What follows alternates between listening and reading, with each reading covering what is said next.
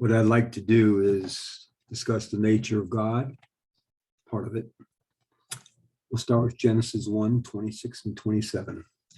26, and God said. First of all, we look at, and God said, what is God? The part of speech is God. God is a noun. A noun is either a person, a place, and a thing, or a thing. Because God said, God obviously is a person. Okay? What's the gender? Unknown. What's the number? Singular. If it was plural, it would be and gods said. So we have a singular person speaking, and it's a proper noun because it's capitalized. So it's a specific noun. Continue. Let us, wait a minute.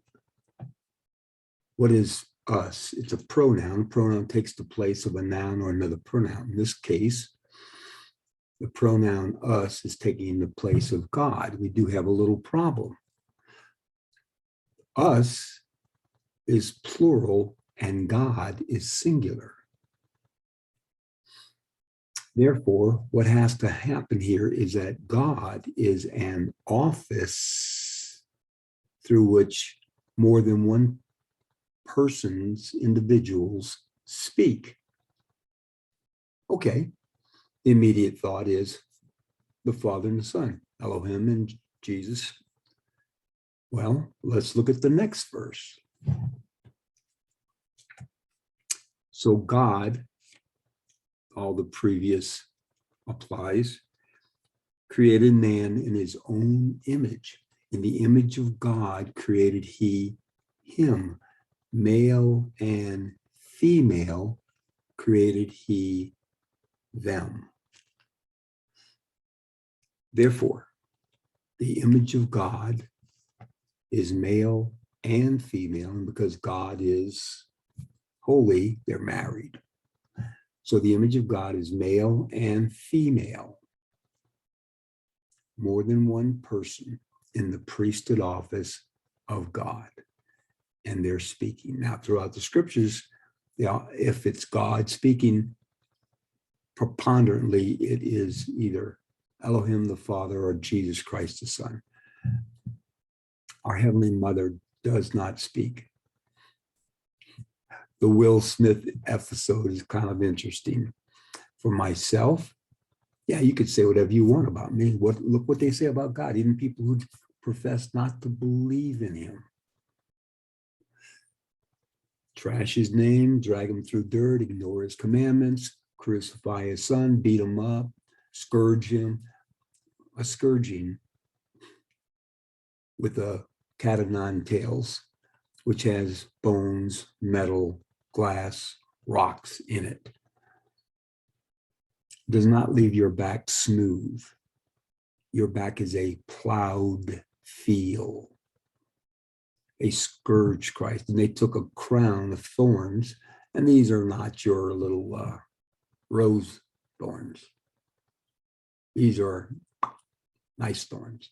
And they put it on his head and they push it down. That had to feel good. And then all the sins of every person in the world comes back to him. First time was in the Garden of Gethsemane. He sweat great gouts of blood. Second time was on the cross. First time was private. Second time was public. He publicly did it. Privately, he takes our sins upon us when we repent and come to him and confess. And then it's a public thing. So you treat me like that, and that's one thing. You don't treat my wife like that. Years ago, I had a son, told his mother no. I went to his room. He's about an inch taller than me. And I picked him up and put him against the wall. Said, you never tell your mother no again, or you will answer to me. I let him go and walked out. You don't disrespect my wife.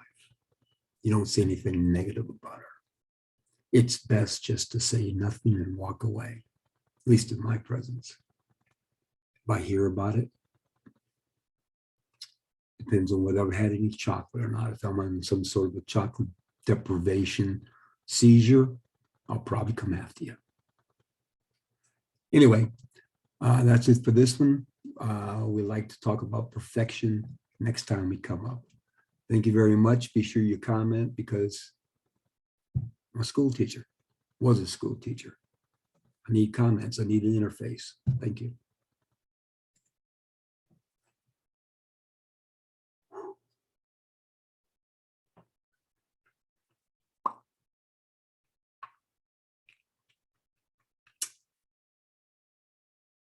Okay, now what do I do now? Security chat, stop recording. So, okay, I've stopped recording. I've already stopped recording.